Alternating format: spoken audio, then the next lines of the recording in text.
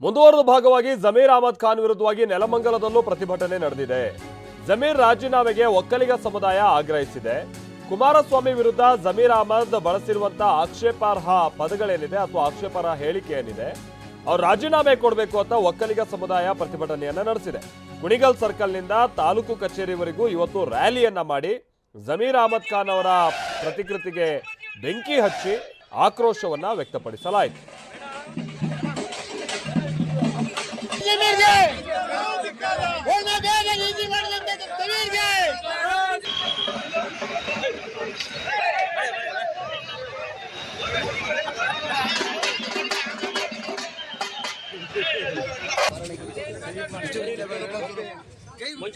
ಕೈ ಬಿಡು